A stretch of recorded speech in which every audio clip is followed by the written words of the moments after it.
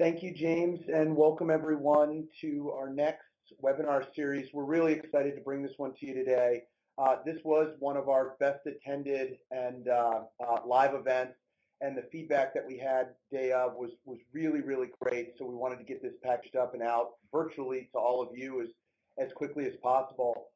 You have the opportunity to communicate with us over live Q&A. So if you've got any questions, we'd love to have that interaction, and as we progress here, we'll make sure that if anything comes over the Q&A, if there's a question, a comment, we'll attempt to weave that into the presentation today. Really appreciate, again, everyone coming. This is sort of the next evolution of our webinar series. We started the year kind of taking you on a progressive path of move tactics or winning tactics that we felt like if you were going to prioritize all the new technology in the marketplace, what should kind of sequentially happen first, second, third, fourth? So first we started exploring move strategies. We really wanted to make sure that whether someone was doing a physical move or a virtual move, we helped our clients think through kind of how could that or how should that happen in a way that really protects your business and allows you to execute in a highly mobile day-to-day work scenario. Next, we really explored a little deeper on protecting your business, providing great business continuity, disaster recovery, and backup as a really sound strategy. As more and more applications are going to the cloud, how do we make sure that with the security risks across different vectors and planes that are out there in the marketplace, as well as moving more and more of our physical infrastructure out to the cloud, what are some of the ways that we can really protect our business? That then moved into security, where we really brought everyone together and focused on if an auditor were to walk into our office tomorrow and we were in a highly regulated or compliant environment, do we have a pitch? Could we sit in front of that auditor and in a very succinct and direct way give that auditor confidence that the business was adequately protected, that the membership and clients that you ultimately serve were adequately protected, and that there was less risk in the business? And that sort of takes us to today, which is focusing on mobility strategies. What I love about this topic and what Pat brings to the table is whether it's thinking about diverse connectivity, whether it's about multimodal communication and how people are communicating effectively in the marketplace, whether it's backup or DR, mobility kind of touches all of them, right? And where we're at in this mobile world today, the ability for leveraging these technologies to really execute better business continuity, better disaster recovery, better, more always-on communications is something that we can take advantage of more today than ever before. So Pat McGugan's with us today, and he's going to explore those topics with us in just a second. One of the things that I really wanted to reinforce with everybody is ARG's. And we really believe strongly in providing our clients IT clarity. We know that the pace of change today is faster than ever before. We know that every one of you is dealing with overwhelming choice, and we want to distill that down and help you make the right choice. And even exploring technologies like mobility at the depth that we're going to do today is yet another way that you can deploy your IT strategy, and making sure that you do so informed and with all the information available in a really thoughtful way is how we would like to continue to interact with all of you, and the IP that we think we can extend to you every single day. So with that, let's jump into the content. Pat McGugan's 20-plus year veteran in the mobility space. He's our Director of Mobility Services. I think the insights that he's going to share and the way that he structured this presentation, like I said, NPS on this event was 9 and 10. It was really, really strong. So I'll turn it over to Pat and let Pat kick it off. Thanks, Mike. Well, hello, everyone. Thank you for spending a couple minutes with us here today. I'm excited to spend some time talking about what I think is pretty important in the market today, and obviously been doing it for a little while, and excited to share more with you today.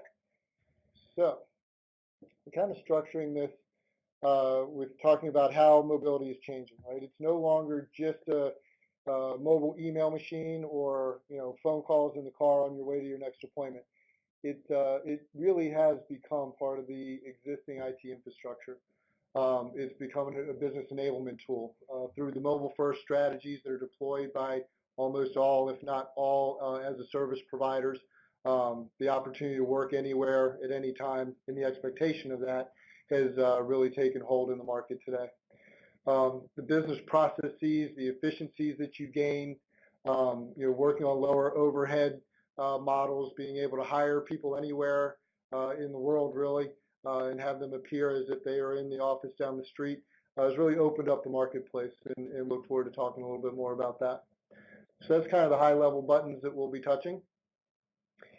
And I think the other piece is that whether you know it or not, you have a mobile strategy. It may be formalized.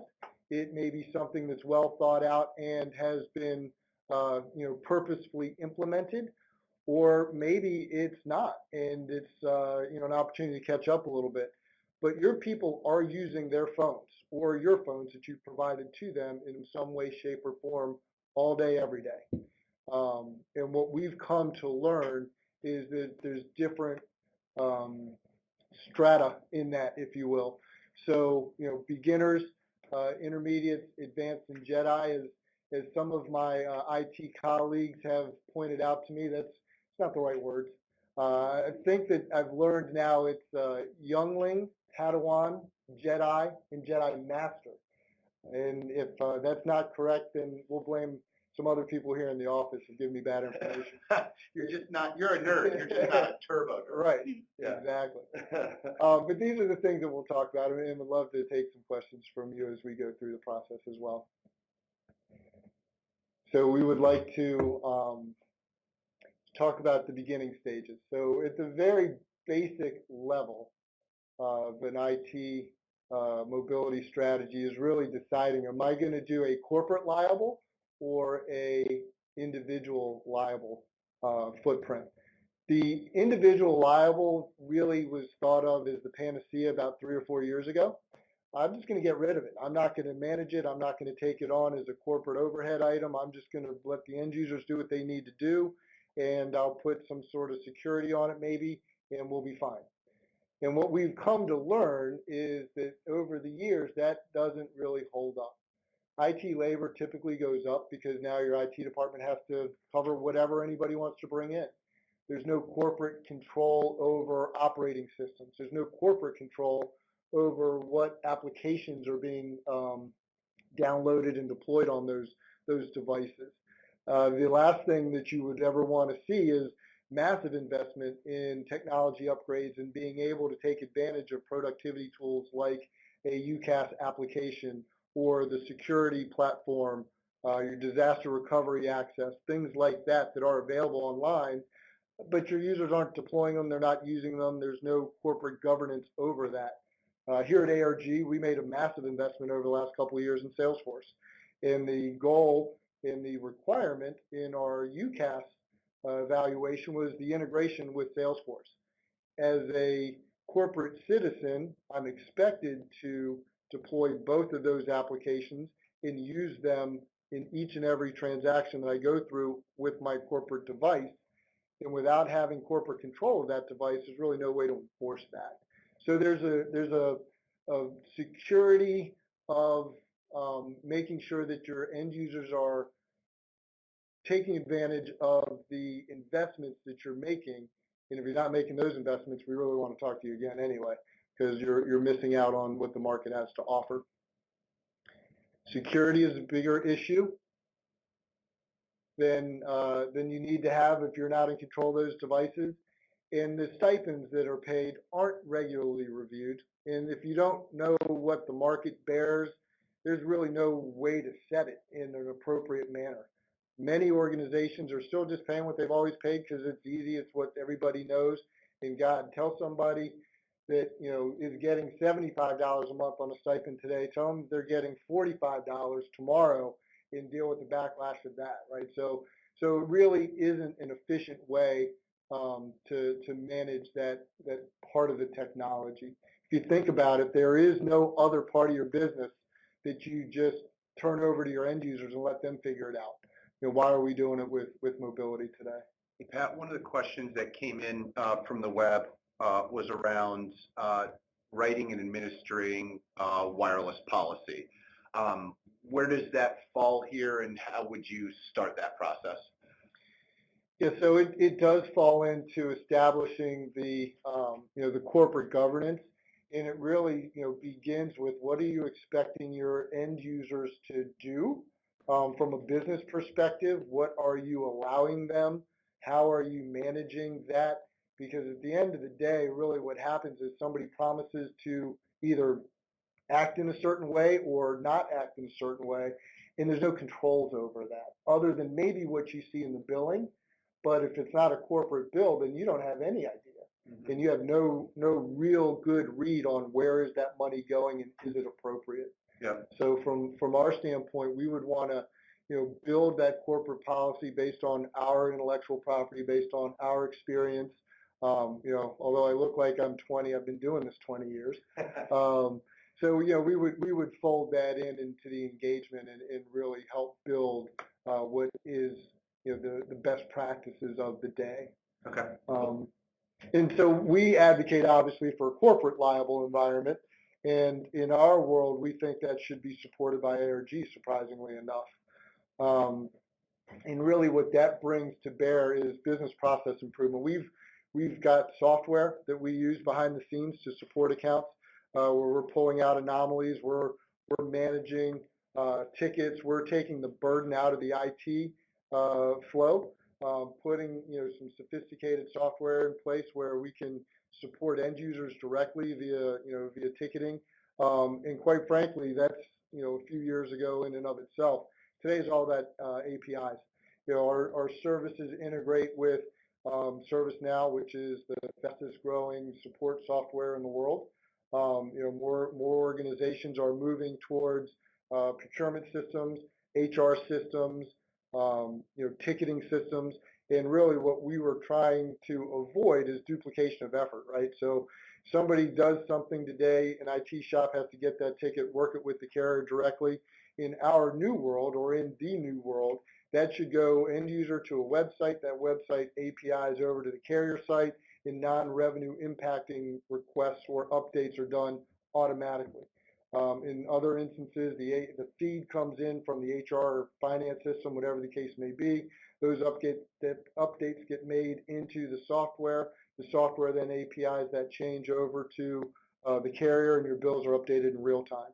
So even within the last year, a lot of this has changed and continues to change. Again, that ARG pace of change support is really what we're talking about. Cost optimization, bills, the programs change from the carriers every 6 months, minor tweaks on a quarterly basis. There's no way that anybody outside of our world really should be keeping up with that. If you are, then you're ignoring something else that's on your plate or on your to-do list. So in our environment, we have a group of folks here that support those accounts. We're working with the vendor partners each and every day, and we have access to information pretty early in the process. So we proactively modify that and monitor that and make recommendations.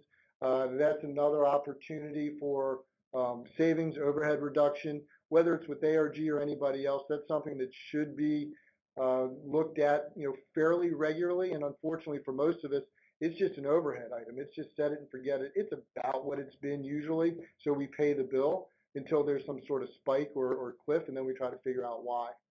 And then we already talked about the APIs and integration, because really that's where the market is. That's what's going on now, and that's how we've been able to successfully return hours back into, probably everybody on this call has some impact with supporting people. And if you could do that in a way that moves your business forward from a more meaningful perspective, everybody wins in that regard.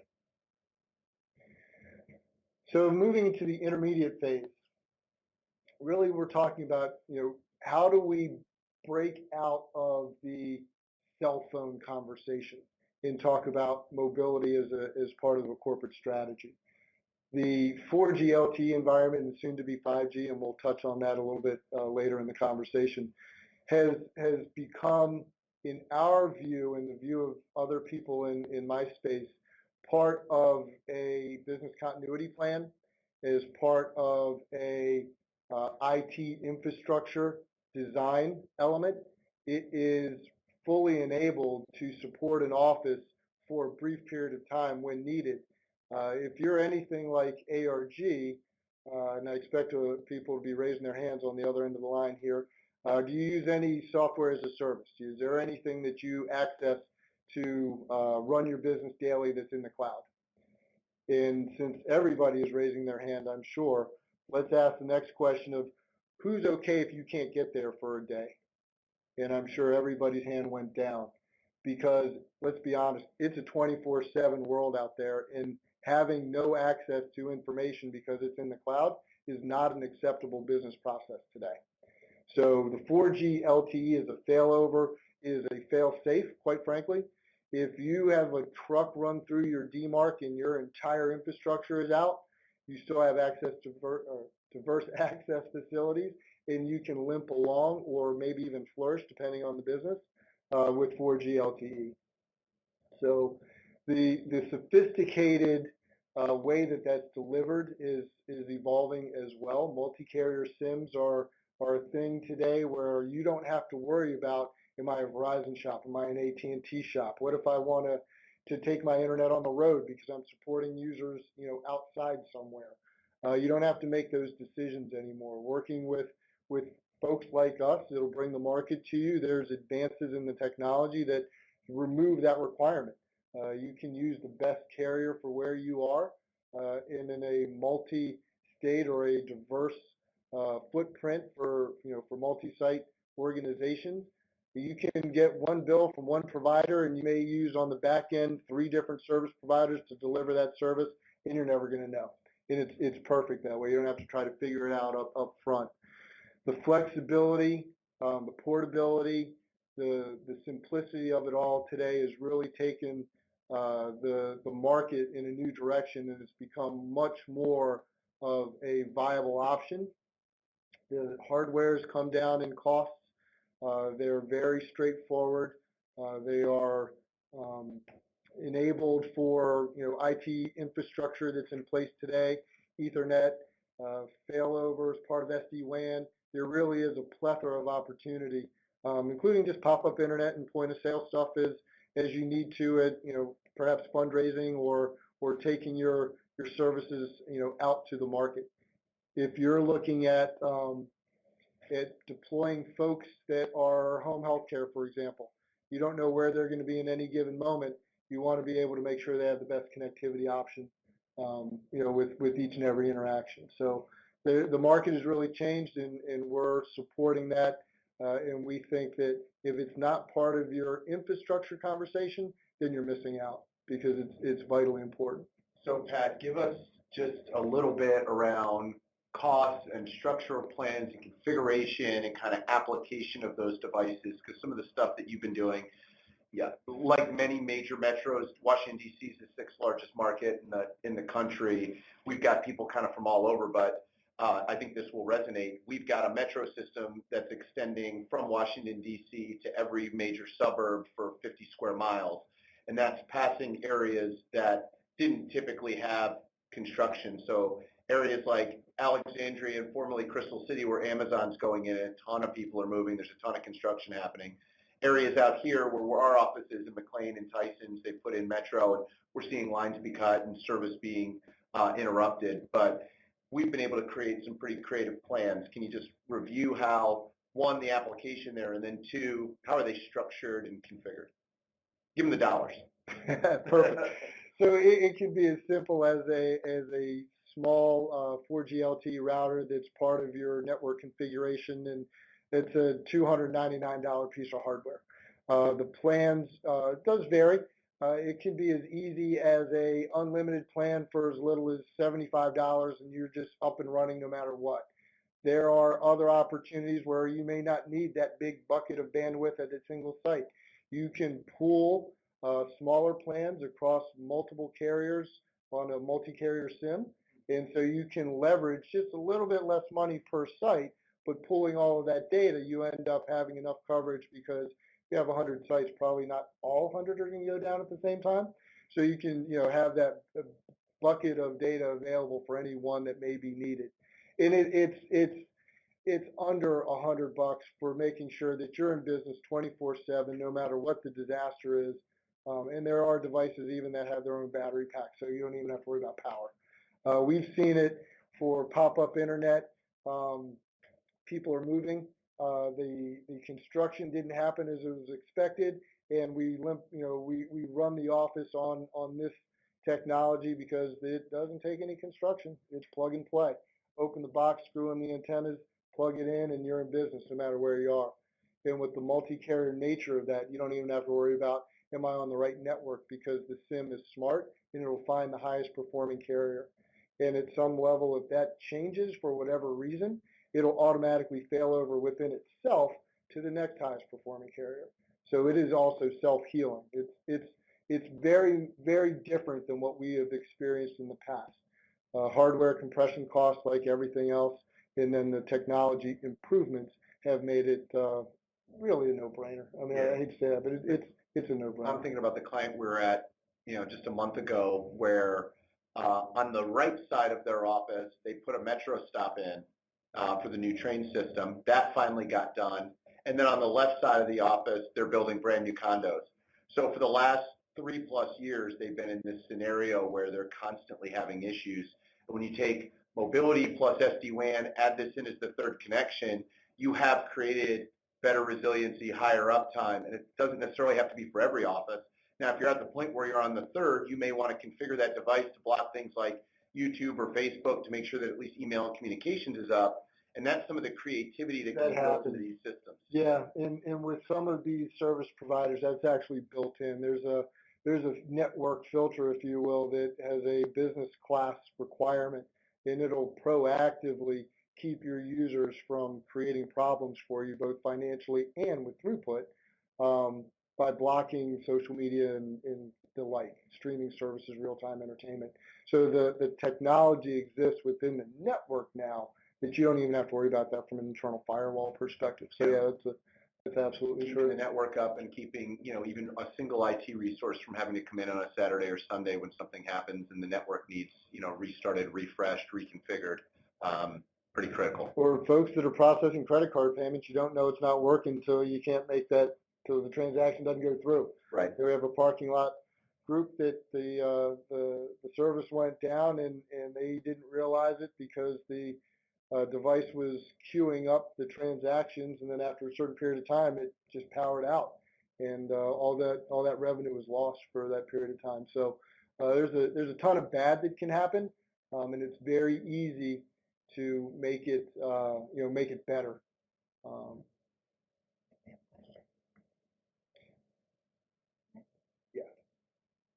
I see that there's questions coming in, and we'll try to address them as best we can in part of the conversation. The question. Yeah, so this is actually a good one, and I think it's relevant to the conversation we were just having.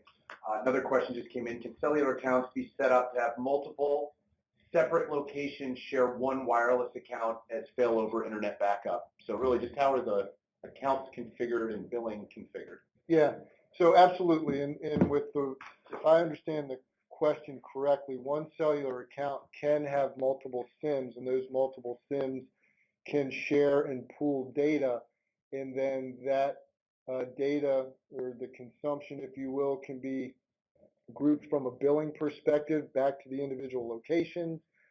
There's a lot of flexibility in that, but yeah, certainly multiple separate locations can share one wireless account for failover and internet backup. And there's different scenarios in which you may want to deploy that. We're seeing that as part of a regular part of our network design conversations today. Very flexible. The other, security. So in the top of everybody's mind is security, not only from network perspective, but also from a personnel security and identity protection.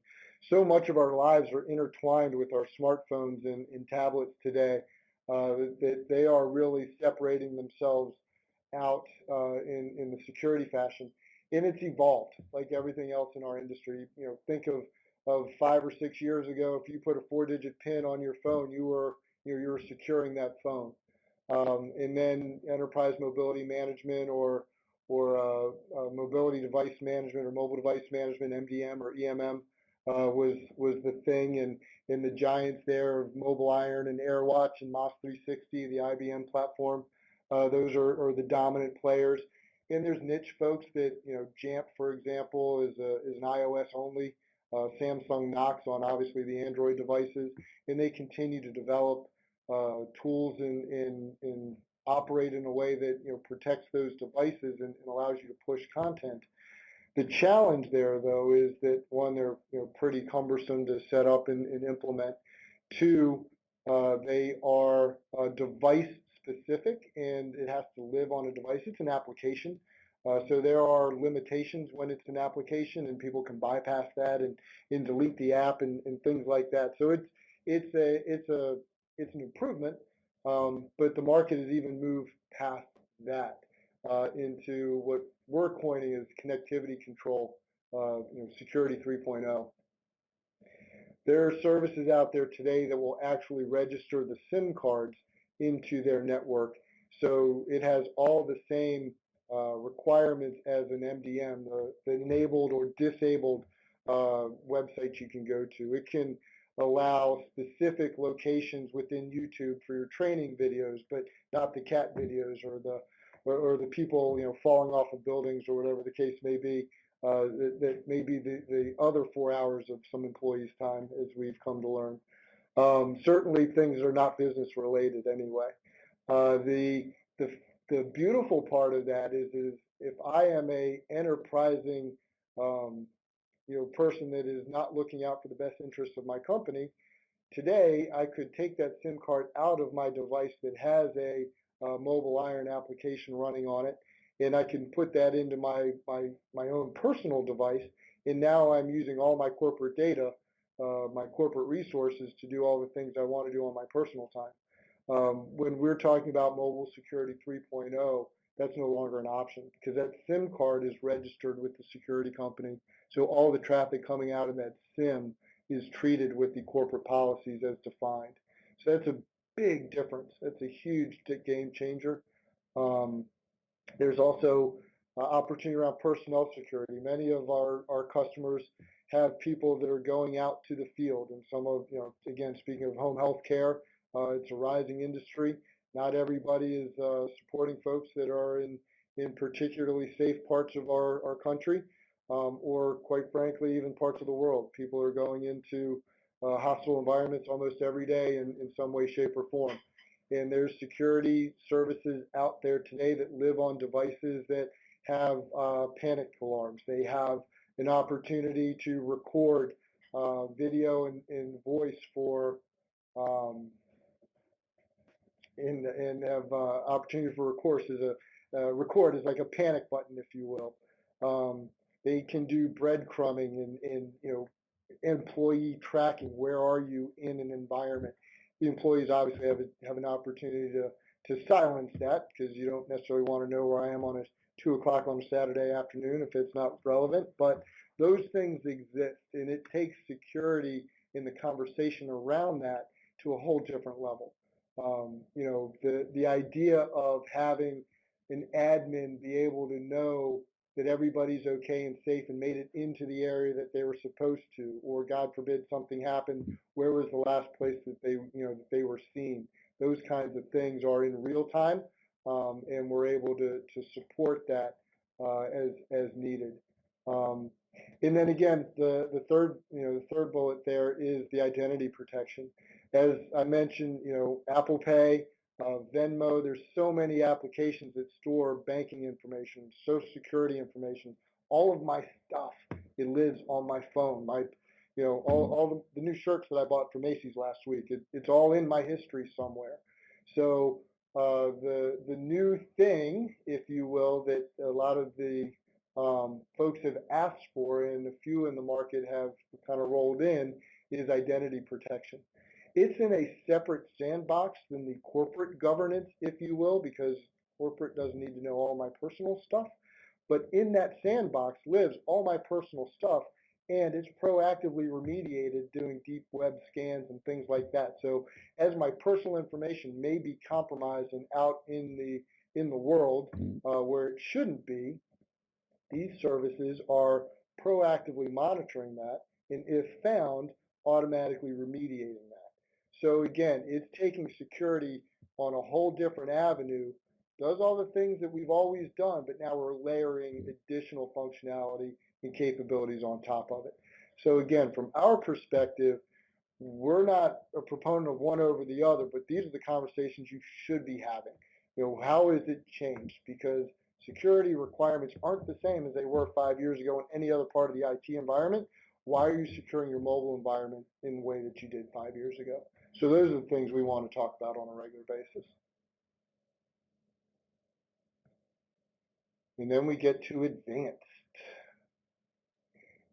So advanced for us is really folding in the mobility capabilities, the mobility policy, the mobility spend, quite frankly, the costs associated to it, into your IT roadmap, into your IT planning process, into leveraging wireless and mobility services into the investments that you're making with the rest of your business. As those of us here in the Washington metropolitan area and certainly in the McLean, Virginia area are well aware, salaries are high. We're in a high cost of living area, and it may change dramatically how I staff if I can hire people in a remote area that's not quite as expensive, and they can look and feel to the outside world as they were sitting here in the McLean, Virginia office. So thinking of work anywhere, hiring resources where they're best fit for the business, not best fit that can get to the office by 8 a.m. every day. Those are the things that we're looking at in having a mobility platform that's rolled into the rest of your IT strategy. Your mobile first strategy allows you as a business to create full access to company resources from anywhere at any time. There's no geographic limits for recruiting talent, potentially lowering overhead, supporting people where they are when they need to be supported. If you're 24/7, 365 across the country or globally, you have people that you need to support in other parts of the world, you can do that and allow them to act as if and have access to everything as if they were sitting at headquarters. Increasing customer satisfaction and the user experience, and that's internal customers as well. If I don't have to come into the office to do something that I could have done at home if I just had access to the information on whatever device that I have there, those are the things that we're talking about in being able to deploy and thoughtfully and managed and controlled and understood. And we're not just hoping that everybody's doing what we asked them to do and hoping that we have the governance in place to, make sure that nobody's creating a vulnerability for us. Nobody's exposing us in some way that doesn't go against our compliances or go against our security standards or measures. Those are some of the things that we're looking at from a management standpoint. There's an opportunity in some of the services that we work with to create a virtual private network, a VPN, if you will, through your mobile connections. How would you like to have, secret documents if you're in a highly secure environment in San Diego that has to get back to headquarters in Northern Virginia? How do you do that today? How do you get a Word document or schematics or a drawing or something from A to B without touching any public internet anywhere? That's a challenge for some organizations. And through some of the connectivity options that we have in the mobility space, building those private networks across multiple carriers. I may be on a Verizon plan in San Diego and on an AT&T plan in Virginia, and I can't do that unless I'm using some other technology that is available today. So those are some of the things that we want to talk about. We're talking about mobile first. It's making sure that wireless is fully enabled to leverage the investments that you're making across the rest of your organization. So I love this topic because it hits near and dear to heart. We, as a mid-market business, ourselves leverage Office 365. So we've got, we've used Microsoft as our office productivity suite. We leverage a unified communications platform for collaboration, IM and presence that's fully tied into Salesforce.com, and we leverage that not just back of the house. So every interaction, every phone call is really executed, originated, and terminated on our wireless devices. And every one of those interactions is then seamlessly integrated into our calendaring and back into Salesforce as a touch point with our client base. In addition to that, we represent an omni-channel experience for our clients. And in many cases, what happens is you either come in through the website or you come in through other text means, and then we graduate to a voice discussion at some point. And being able to graduate at that voice discussion either during normal business hours or outside of normal business hours, especially as we support multiple time zones, is really, really critical. Personally, I don't even have a desk phone. I operate my daily interactions with nearly everybody happens on a wireless device. And that's recent, right? Because the applications have been pushed to the phone. I have full access to the entire Microsoft stack of Word and Excel and PowerPoint. I can be on a train, fully connected to the office, fully connected into our back-end systems, literally leveraging and looking at a PowerPoint and collaborating, and I'm doing that all from an iPhone. And that's real world. That's how we operate our business, and about a third of the ARG coworkers operate exactly like I do. The other 2/3 are supporting clients and in our knock and talk and helping provide support. But for almost 30% of our workforce, we're completely mobile. Yeah. Which is kind of cool. And that's a huge productivity improvement for not only the folks that don't have to be at the office to be effective, the people that are back here that need information from those folks that are out in the world, client facing in real time. I can't tell you how many times I've sent an email exchange with a client that had an impact on some business activity back at the office, but nobody knew it because I didn't have a way to get it into our Salesforce tool or into the tools that the project, success team needed or the account, customer experience team needed.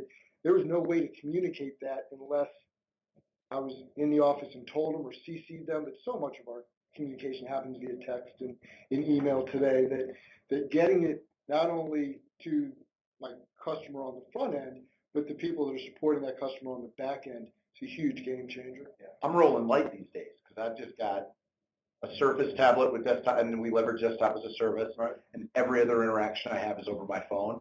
That Surface tablet really only provides me a larger screen. Right. That's it. Otherwise, it's an identical experience. So right. I'm carrying less weight on a day-to-day basis. Yeah. Which is never a bad thing. And then we go to the Uber exist. So IoT, it's an interesting conversation, and like cloud was 3 or 4 years ago, it's different depending on who you ask. It can mean almost anything. So what we've done is we put the formal definition on the screen for you. But really what it comes down to is it's a way to interact with the environment that doesn't include people and stores data and transmits information. And we've got some really exciting opportunities there. We're doing some very interesting things, but we're also helping businesses just solve problems. So, for example, we're working on an opportunity today where there's a workstation or 35 that are out in the community and they're unmanned in general, and they are gathering data. And historically, somebody had to go and gather that data once a week. And now, through some other deployments of tools and applications, we're able to take that requirement off the board and bring that data in seamlessly without anybody having to go physically retrieve information from some other systems. We're deploying IoT devices for security and cameras at warehouses and remote sites. There's a couple of really cool things that we're doing around early detection of things like wildfires, of things like gunshots, smart cities, safe cities.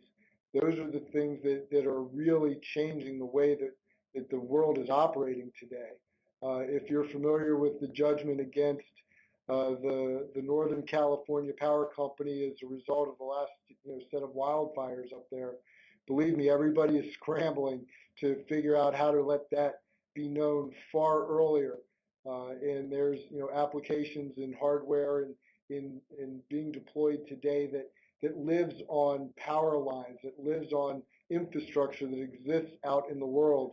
And those tools are being used to detect challenges, whether it be wind conditions, whether it be heat, whether it be smoke, things that contribute to potential disaster. And they're being proactively monitored and being proactively mitigated.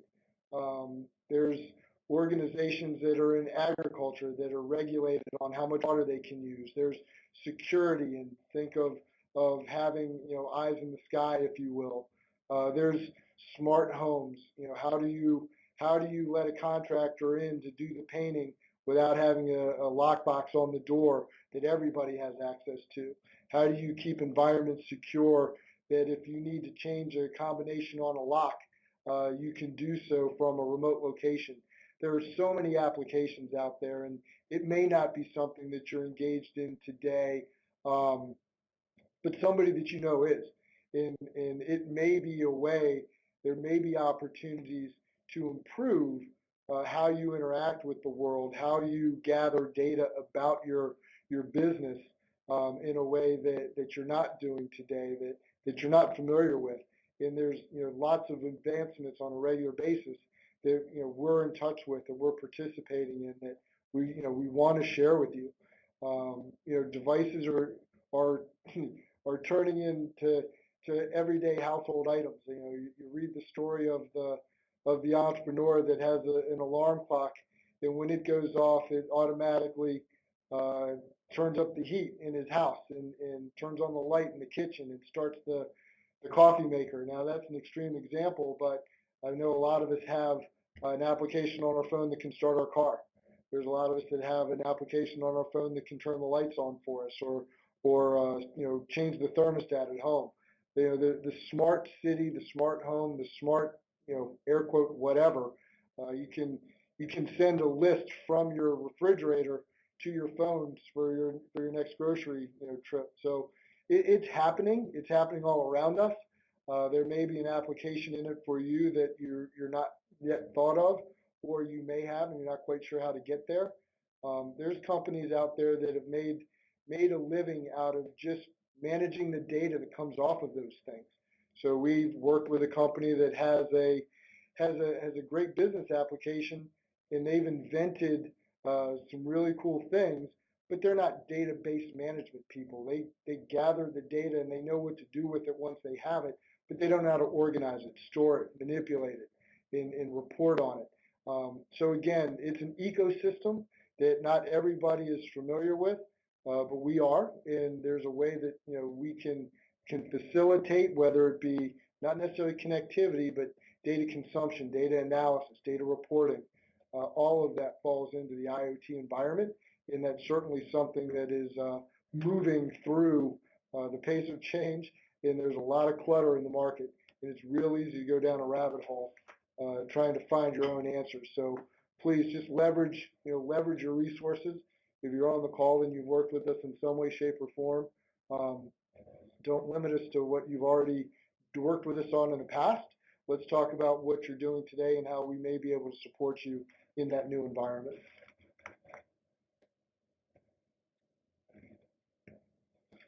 Oh, and then the 5G hype cycle. I'm sorry, forgot we had another slide there at the end. The 5G hype cycle. Let's be honest. It's some of the coolest commercials out there today. If you read an article, you'll get a lot of information about it. But what we really know is we don't know. We don't know what it's going to do yet.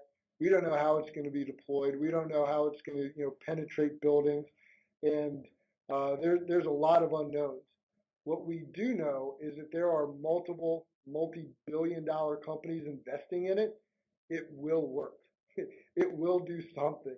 we believe that it will be transformational in terms of connectivity, and it will reduce a lot of the complexity around high-speed bandwidth getting into locations and being supported within office infrastructure. We think that it'll be a lot less expensive, but we don't know what that billing mechanism is going to be. Are they going to do a flat rate? Are they going to, kind of try to bill it like they do today in the wireless world, where it's a consumption model? That certainly won't make any sense because you can blow through more data than you can count, and it's going to be super expensive if you do it that way. So it'll probably have to look something like a broadband invoice, where you're paying for an allotment of speed, and it's a flat monthly fee, but again, nobody knows. And quite frankly, it's a little bit scary for the carriers because they're going to cannibalize their existing business to do that. So it's not been rolled out. We don't know what we have yet. From our perspective, the hardware isn't quite there either. The 5G chipsets, they're being deployed, they're being developed, they're being put into some devices, and those devices are super expensive. So there's going to be price compression. There's going to be normalization that's brought about. We're poised at the executive level. We're having conversations with Verizon and AT&T and others on a regular basis. We're in the know. We are on the list of people that get notified of change proactively. So as those things do become known to us, as they become known to the market, we'll be early in the process of being able to share that. So as it becomes a more prevalent part of the business environment, as it matures, we will be able to support you in those conversations as well. One of the folks that asked, in our live event, what's the advantage of getting into it now? And I don't know that there is one. It's going to be expensive. It's going to be a little bit kludgy to start with. You're going to be an early adopter. You're going to be able to provide some feedback, and you're going to have an experience, but it's not mature yet. It's not there. You're going to see some things on your phone that says 5G with a little E on the bottom right-hand side. That's just really fancy 4G. I think one of the ways we described it in our last conversation was it's 4G going to prom. It's not that much different. It's accelerated, but really at the end of the day, it's 4G. True 5G is going to change the way that we think of doing business on the connectivity side. It's a fantastic technology that will revolutionize broadband services. It's not done yet. It's still being baked. And as it becomes more mature, we want to talk about that. Then we will want you to check in with us and see if there have been any changes, because when it happens, we're going to want to leverage that, and we're going to want to talk to you about it as quickly as possible. So, yeah, with that, if there are any other questions, we'll allow them to come in through the chat here. But we very much appreciate your time and insight, Pat. Great stuff. So we do have one question on 5G. Early indications and a lot of what we hear in the hype is it's potentially going to be a direct replacement for some of the internet connectivity that we've physically deployed in our network. What do you think there? I mean, some of that might just be Pat's opinion on what you've read and seen, sure. But if I had to bet, you've probably read and seen more than most. So yeah, I think it will. Quite frankly, hardware's got to catch up. Yep. There's got to be some changes in the form factors and the chipsets. It's going to change, and it's going to be a ripple effect. First, the actual connectivity's got to get developed and deployed and be working, on a regular basis. Quite frankly, it's hard to get into the buildings. And when you think about where most IT infrastructure lives, it's in some sort of concrete bunker for the most part. Yep. And 5G is a hard signal to penetrate there. So there's some inherent challenges in delivering the service in and of itself, but they'll work that out. They will. They just haven't yet. And then the hardware's got to catch up. And then once that hardware catches up, then we're really onto something. I mean, we are talking about gig speed wireless connectivity. Yep. It is absolutely going to be a game-changing technology. it's just not finished. Yeah, certainly deployed in the right environments could be extra resiliency, providing connectivity where connectivity was incredibly expensive or not available. Or not available, yeah. Yeah. When you think of those remote locations where today you're, you know, makeshift doing something, fiber's not available, you're hoping for broadband, worst case you're in a DSL environment. With the 5G connectivity, once it's fully developed and fully deployed, you're going to have gig speed networks anywhere. Yeah, we did some work with a large national retail food chain, 3,000 locations in the U.S. and Canada, and from the time that they acquired a pad or a space outside of a mall to the time that they were actually serving customers was less than 100 days. And as you can imagine, if you're ripping up a mall parking lot or you're dealing with access agreements from landlords, 100 days is pretty tight. So in a highly competitive market, getting that real estate is not something that they want out there publicly. Right. So this could certainly change the game there. We're also working with a large national home builder, and if you think about the model homes that they're putting up, a lot of times that's a grass field where Fios or Comcast hasn't provided connectivity yet, and it can be incredibly expensive to manage that. And we're seeing those changes today, especially in terms of the hardware. Meraki is one that is moved quickly into incorporating the 4G LTE signals. Their form factors accommodate a SIM card, so you don't need an additional router on top of that. Those things will continue to be developed as 5G comes around. The hardware will be baked to support that. Yeah, it's happening. Yep. It's going to continue. Cool. I think we're about at time. So if there aren't any other questions online here, we will go ahead and wrap. We appreciate the back and forth and allowing us the flexibility to react to some of the questions that you all have. If there's anything we didn't get to in the chat, you can expect us to package those up to the audience and get a response out as a follow-up to this webinar along with the content we provided today. And I think the last thing is if anybody's interested in having a follow-up, certainly you can chat that into us or send a note to your dedicated consultant team, your account management team, or to info@myarg.com. Super appreciative of everyone's time. Hopefully you found this valuable and insightful. Looking forward to having you all at our next event. Thank you. Thank you all.